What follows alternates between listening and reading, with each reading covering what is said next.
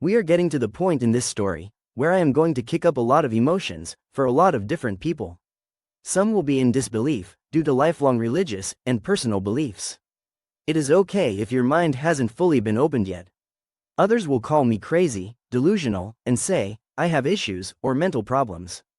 I am okay with whatever people call me. I have heard it all my life, but that's their opinion of me, and that's none of my business. I know who I am. Others, like those who got caught up in the drama a few years ago, after mine and Jen's last encounter together in life, likely are going to be upset or angry. Not because I'm going to reveal their deep dark secrets, but because they never got the chance in life I did. There will be others, like her family and children, who will have more questions than answers.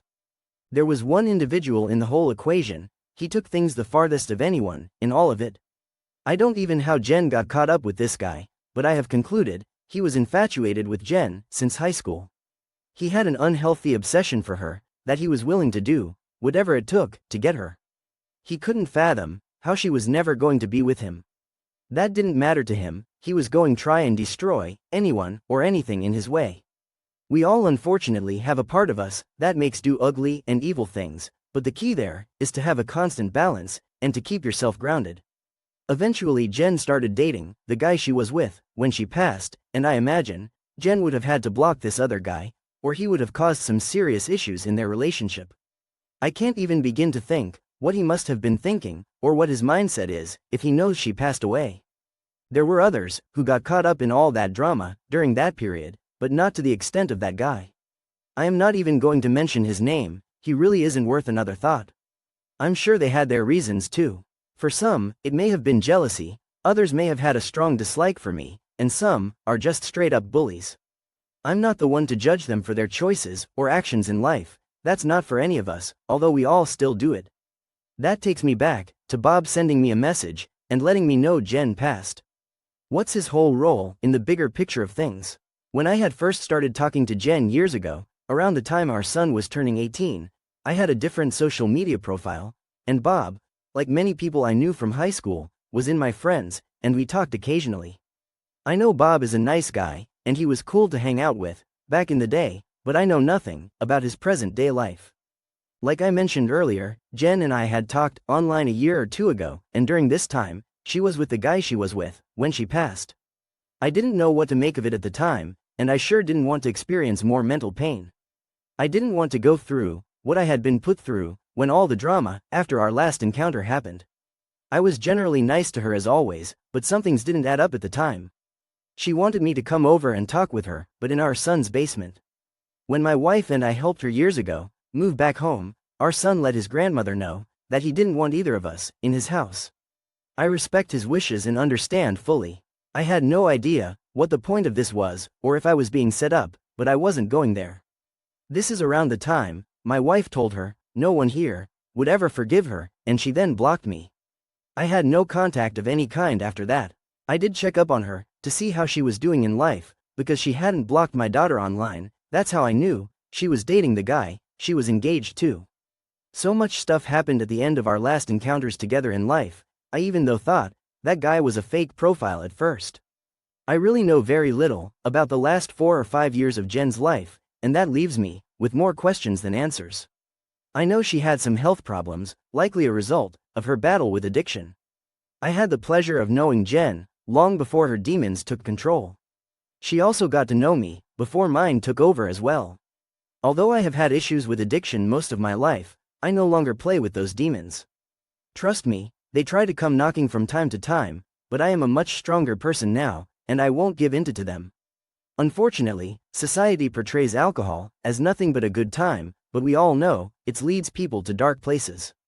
A lot of times, people are trying to cover up their pain, but 1, it's only a temporary fix, and 2, it eventually causes even more pain, not only to the person using it, but to those all around them.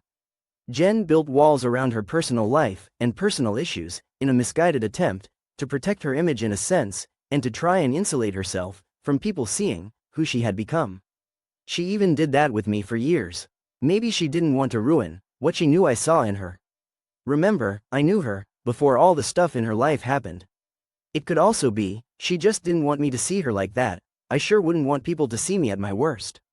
7 or 8 years ago, when my wife and I helped Jen and her children leave the guy she was with at the time, she let me in. She let me in to see her at her worst. I have seen Jen at her best, and I have seen her at her worst. I know the person she was and the person she had become. I am a person who tries to look past people's character flaws and see the good in them. As an empath, I am attracted to a lot of broken people, and it creates a need for me to try and heal them. I can't say for sure why a person at their worst would let someone in, but I have reasons to believe it has to do with a lifelong connection.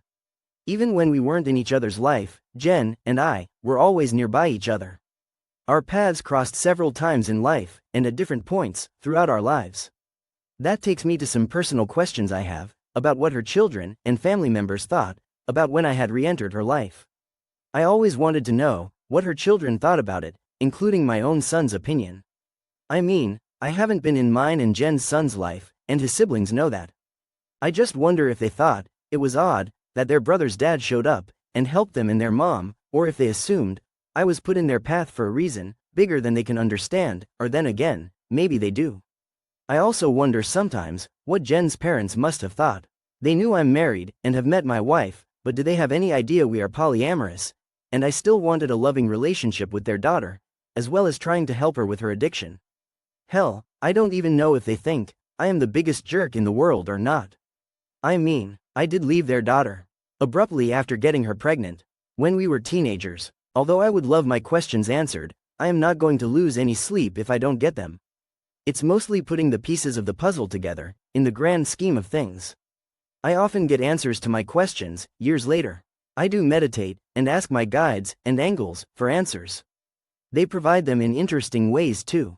Being polyamorous, yet being only with my wife, I asked my guides for a love I never experienced before. As you will learn as we go forward, that happened in ways I never expected.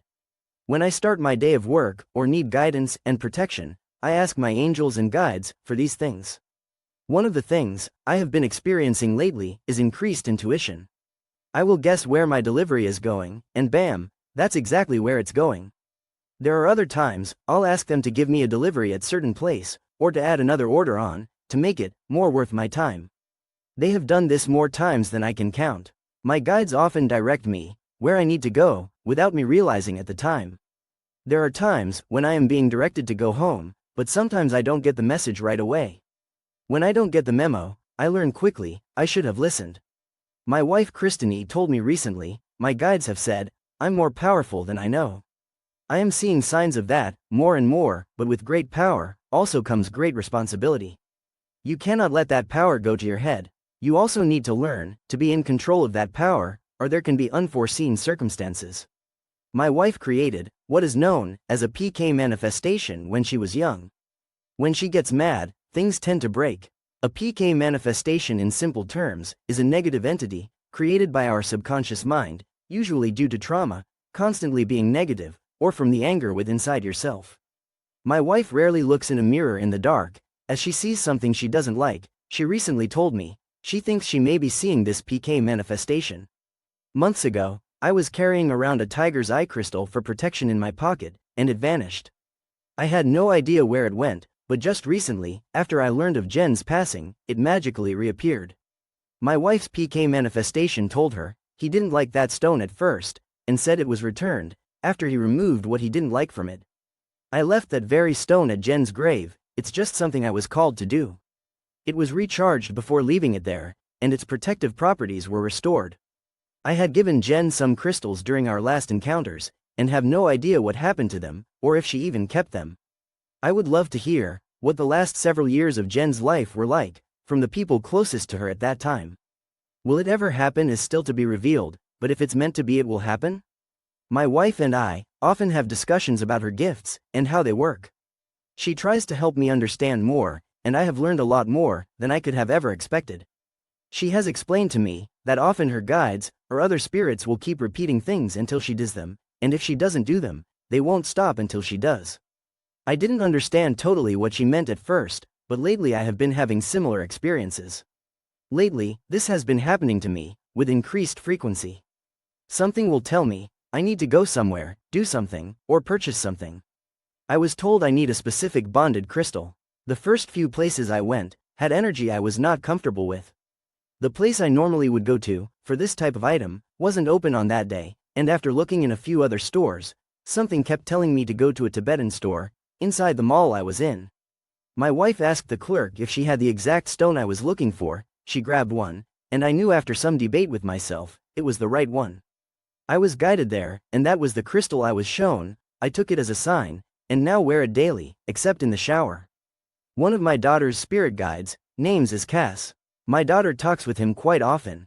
If my daughter does something she isn't supposed to, he will let my wife know. My daughter has done some internet broadcasts, and he has made appearances in them. To explain more, she would be doing the broadcast, and people would ask her who the guy behind her was.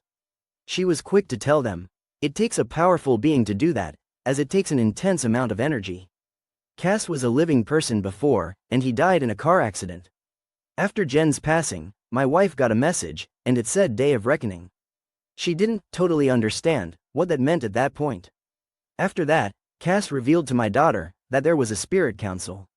These beings make extremely powerful decisions in the spirit world, and determine what happens to your soul in the afterlife. These two incidents may be related, or it may have been other people's Day of Reckoning that is coming. I don't have the answer to that question right now, but I am slowly piecing it together. When you appear before this spirit council, you're going to have several choices to make, but they decided ultimately what you get to do. They make the rules and decide what your purpose is going to be going forward. I have experienced so many things at this point, I have no reason to doubt any of this. I know some of you may doubt what I am saying, and I am okay with that. I know doubt is part of the human experience. I recently asked for healing in a meditation I was doing, and yet again, I was not disappointed. I literally felt the energy and love around me. My wife mentioned she was going to tell me something, and a large group of light beings told her to leave me alone. I don't know what they are exactly, but I know they are very powerful healers. When you're lucky enough to feel this, it is powerful and soothing to your entire soul. There are no words that can explain it, it's just a pure loving light energy. My guardian angel a few months back let my wife know she was going to merge with me. She was, for a temporary period, going to merge with my soul. Angels and other beings often surround us with their healing, loving, and protective light, and other times, it needs to be done from the inside out. Even as an empath, it's hard to fully feel or understand this process, but you do feel different than you normally would. This is not the same as being possessed by a demon or an evil spirit. That's when an evil spirit is taking over your soul for purposes we don't even want to think about. You must understand, not all spirit attachments are bad, and remember, there are evil forces in this realm and on the other side. Good and evil still exist, but it's all about balance. Biblical concepts give us visions in our head of what things in heaven, hell, and the afterlife are like. Open your mind for a moment and realize it may not be exactly as described. Hell may very well be an eternity of reliving one's evil deeds and wrongdoings, and heaven is on the other side of the spectrum, but you get to heal and right your wrongs you did on earth. Let's go back to the Spirit Council again. When meeting with them, you have several choices. You can choose to be reincarnated, become a loved one's spirit guide, and as I will discuss going forward, in ways that are rare and unexpected. One thing I think about is the depiction of streets paved in gold, despite money having no value, on the other side. This may simply be symbolism for riches beyond our human understanding. Another thought I have is that when they mention the light at